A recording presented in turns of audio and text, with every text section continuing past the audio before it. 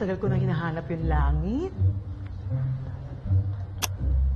Dito ko lang pala makikita. Jason? Jason, kamusta ka na? Dami mong boys, ha? Ikaw talaga, tita. Alam mo naman pagdating sa mga straight talk sa mga ganyan, mga chismis nowadays. Jusera, dumaan lang ako dito para i-remind ka na may pictorial tayo sa clinic ni Doktora sa Saturday na yon, ha? Tsaka, syempre, para makamit din ng mga boylets. Tsaka, huwag ka mag-late, ha? Naku, yung dragonesang Doktora, pag na-late, galit yun. Jason, sorry late ako, ha? Daming problema sa bahay, eh.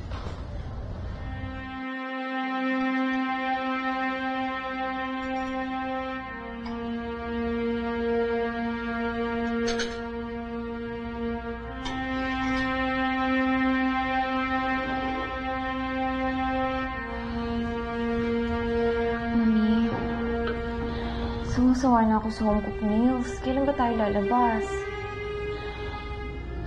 Anak, delikado kasi kapag lumabas tayo eh. Baka mamaya makita tayo ng Tito Giorgio mo.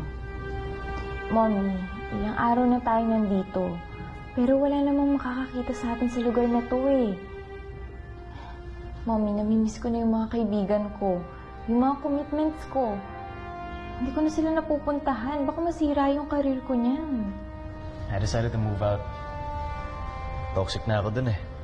Naku, sorry about that, ha? Sige. Magbihis na kaya muna. Sige, bihis muna ako. Oo, magbihis mo sarili mo. Kawawa naman, no? Bali-balita. Puro problema ang Lustiko at mga hirera. Ayun, bagsak ang negosyo nila. At saka, missing in action si Doktora Natalia. Naaawa ka? Dapat nga natutuwa ka eh. Dahil habang humihina yung clinic ni Natalia, palakas naman ng palakas yung clinic namin. Eh, sino ba yung kliyente mo? Di ba kami? Tsaka, anong problema nung Stefanong yan? Hindi ba yan yung stepson ni Natalia, di ba?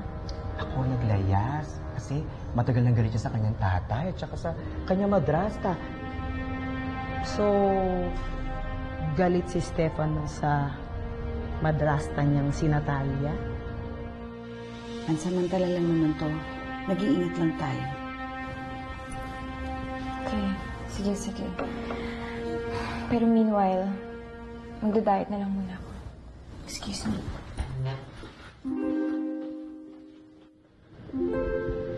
Ano, kailan mo planong sabihin sa nanay mo to?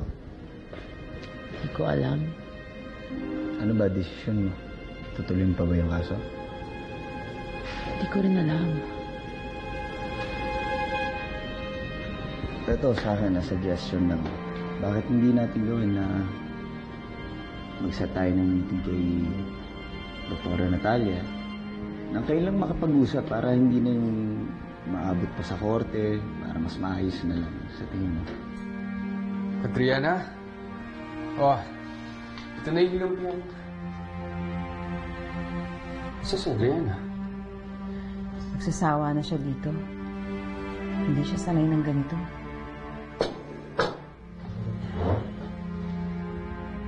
Pasensya na kayo, ah. Ano bang pasensya ang sinasabi mo? Carl, kami nga ang dapat magpasalamat sa'yo dahil sa tulong na ginagawa mo sa amin. Papayag ba makipag-settle yon pagkatapos ng ginawa ko sa kanya? Hindi papayag yun. At hindi rin papayag si attorney. Hindi papayag yung attorney mo hindi siya na nangihimasok ako, Naomi, pero ikaw ang kliyente, ikaw ang nagdedesisyon. Like I said earlier, siguradong galit na galit sa akin si Doktora Natalia. Hindi papayag yun. Meron akong sasabihin sa'yo. Yung restaurant ko pinasarado na ni Paulina. Hindi lang yun. ATM ko, mga bank account ko, lahat sarado na.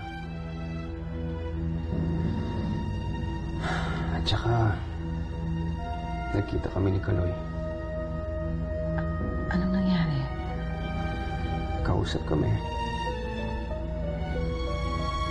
Kasigawan. Galit pa rin sa akin, eh. Para sa akin, hindi rin. Try natin, di ba? Paano?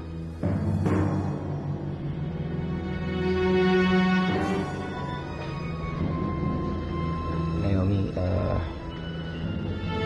si Dr. Natalia, pinsan ko.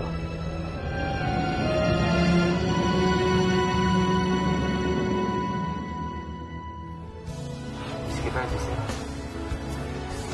Ay, sorry, miss. Calvin? Dani ka? Naku, Giselle, may kakumpetensya ka na kay Calvin. Singing, bitch! Ginamit mo ako para pabagsakin ang kompetensya mo. Natalia, nakikiusap ako sa'yo. Inosente rin dito si Naomi. Naging biktima kayo ni Dr. Nilulungan niyo ako! Pinatawan ako ng temporary restraining order. Hindi ako pwedeng lumapit sa tita Natalia mo. Natalia, I don't feel safe with you anymore. sumama ka na sa akin. Umuwi ako dahil naaawa ako sa takbo ng buhay ng anak mo. Ayaw mo ba silang makita? I'm sure napatawad ka na nila. Hindi lahat ng nagsisisi ay napapatawad. Claudia? Manolo? Iniwan ka ng totoong mga magulang mo. Inapi ka ng nag-ampun sa'yo at hanggang ngayon, inaapi ka ng mga hiret. Oras na para lumabalik ka, Giselle. Yung pong ino-offer niyo sa akin, tinatanggap ko na po.